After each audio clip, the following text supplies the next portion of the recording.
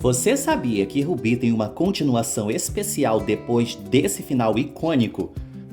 Pois é. Se você pensa que a Fernandinha virou aquela peituda metida e depois conquistou o Alessandro do nada, saiba que depois é explicado tintim por tintim como esse plano aconteceu. O especial começa mostrando Fernanda reencontrando Toledo, que ainda está com seu fiel cachorrinho após 1000 anos. Ele também perdeu tudo e hoje mora debaixo da ponte, perdendo seu estilo, mas não a fidelidade a Ruby. Toledo pergunta para Fernanda como Ruby está, e Fernanda conta que a tia segue na mesma, porém ela quer muito se vingar de Alessandro e Maribel e precisa da ajuda dele, já que em sua casa esse tema nunca é tocado. Toledo então avisa que vai explicar tudo para ela. Os dois chegam na antiga casa de Rosário, que está desocupada e só o pó. Fernanda até lembra que a tia disse para ela ficar com a casa, mas Cristina optou por deixá-la para Dona Dolores, que nem sequer ocupou a casa. A oxigenada monta em um triciclo velho, lembrando do passado. Fuçando as tralhas, Fernanda encontra umas fotos antigas da tia. E isso nos transporta para o passado, onde Cristina explicou para Ruby que perdeu o emprego e a descarada só se importou com sua faculdade. E no dia seguinte àquele, Ruby destruiu o vestido de Cristina só de inveja jogando café nele, já que Rosário não fazia roupas para ela. E Rosário percebeu isso, vendo que o café que a Sirigaita disse que estava quente e por isso largou em cima de Cristina, estava mais gelado que o coração dela. Desmascarada, Ruby explanou toda a sua raiva para Rosário de não ter roupas e nem uma casa com piscina, diferente de Maribel. Gente, e a época que o Paco tava doido para passar o sal na Ruby? Fernanda comenta com Toledo que realmente era o fim da picada morar naquela espelunca imunda e concorda com a tia, achando inusitado que até o tio Paco queria a titia para ele. Toledo lembra que não conhecia muito bem Ruby nessa época, mas ela estava certinha, de querer sair da pobreza de qualquer jeito. Toledo então diz para Fernanda que Ruby só precisava de uma oportunidade de sair de lá e viu em Alessandro isso. E aí a gente volta no passado, no dia em que eles se viram no aeroporto. Maribel até lhe contou mais detalhes da vida dele para a amiga, mas as coisas só se intensificaram quando os dois se reencontraram na mansão, onde ela contou que não tinha namorado, estava na pista.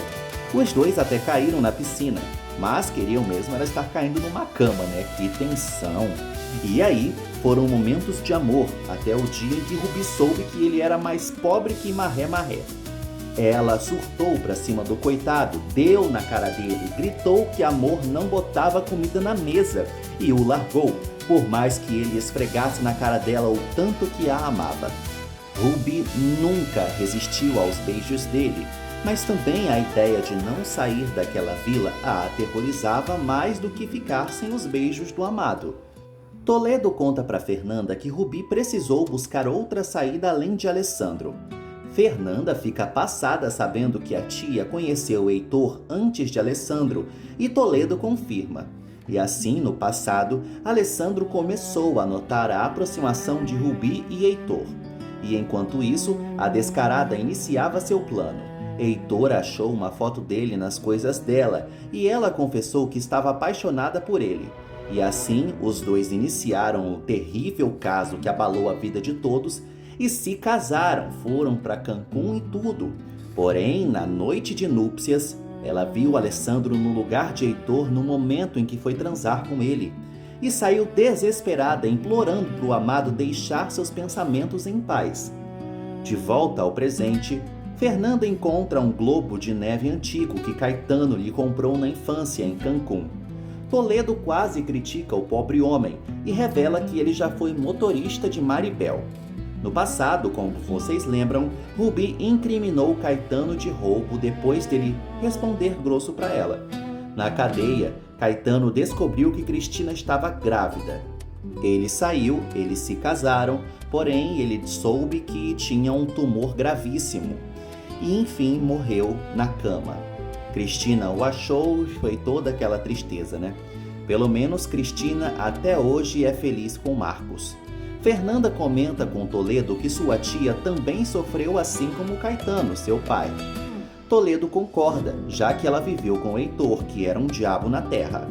Fernanda lembra que Alessandro já voltou para a cidade e antes de ir vê-lo, tem que saber de mais coisas. Em seguida, o papo continua e Fernanda descobre que Heitor morreu na mesa de cirurgia com Alessandro operando. Ela pensa que ele matou o loiro, mas Toledo nega. Toledo recorda que Rubi até pediu para Alessandro facilitar a morte de seu maridinho. Mesmo assim, Alessandro foi preso pela morte de Heitor, embora seja inocente. Fernanda chama Alessandro de mal agradecido, porque foi a titia quem tirou ele da cadeia. Fernanda pergunta a Toledo o que aconteceu com o bebê que Rubi esperava de Alessandro. Toledo revela que Rubi foi atropelada ao tentar salvá-la e o bebê morreu. Fernanda avisa a Toledo que chegou a hora de enfrentar Alessandro. Ao olhar para a antiga casa de Alessandro, Toledo conta para a loira azeda que se lembrou do terrível dia em que Sônia morreu. Fernanda não faz ideia de quem é Sônia e Toledo revive a história. Sônia foi um grande amor de Alessandro e Rubi a odiava mortalmente. E assim, num confronto, Sônia morreu diante de Rubi. Rubi até tentou contar que estava com a morta no dia do acidente, mas Alessandro a impediu porque demorou muito para superar a morte de Sônia, então não queria tocar no nome dela. Rubi ficou com as palavras na boca, muito agoniada, e só depois que ele soube que Rubi estava presente e a denunciou. Ela até disse que o odiava depois disso, porque passou um dia inteiro na cadeia. Fernanda fica passada ao saber que a tia foi presa graças a Alessandro, ainda mais porque a própria tia soltou Alessandro depois. Toledo lembra que Rubi enlouquecia qualquer um, inclusive as mulheres, e foram muitas rivais. Ingrid, que até bateu boca com Rosário e Rubi meteu a porrada nela, Sônia, Helena, que vivia trocando tapas com Rubi, e por último, Maribel, claro, né? A grande rival dela. Bom, Rubi enlouquecia homens também. Foi Paco, foi Heitor, foi Lúcio. Fernanda concorda com Toledo sobre isso, mas o problema é que a tia só amava Alessandro, não é mesmo? E esse amor quase a mandou pro beleléu. Fernanda decide falar com Alessandro de uma vez por todas para acabar logo com essa agonia, mas Toledo a impede. Ela pergunta para Toledo como a tia se ferrou todinha. Toledo recorda que Rubi lhe contou que Helena fofocou para Alessandro todos os podres dela, como ela ser uma grande amante de Lúcio.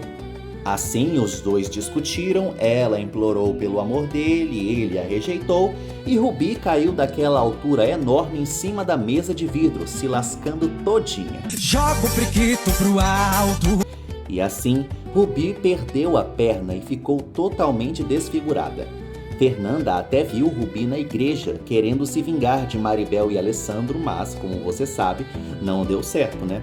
Na saída da igreja, Rubi encontrou Fernanda e prometeu que a sobrinha se vingaria por ela. Assim, Rubi levou Fernanda para longe para fazer a cabecinha de pequena dela. Todos na igreja se preocuparam, como vocês viram, mas Fernanda reapareceu, e com o mesmo sorriso maléfico da titia Rubi. E agora, depois de muitos anos, Fernanda recebeu a missão de Rubi de se vingar pela titia, seduzindo Alessandro e o filho dele com Maribel. Alessandro tem um casamento feliz com Maribel depois de 18 anos e agora ele é diretor do hospital que trabalhava quando mais jovem, né? E assim, Fernanda surpreendeu Alessandro no hospital. Ele achou que ela era Rubi, dada a semelhança, claro, né? Apesar dessa peruca horrorosa. E assim, Fernanda foi pra cima de Alessandro beijá-lo. E agora é com você. Eu quero saber o que será que aconteceu depois. Maribel flagrou os dois e deu uma surra na piriguete. Alessandro e Fernanda viraram amantes? Ou ele a rejeitou? Deixe nos comentários a sua teoria que eu vou ler tudinho.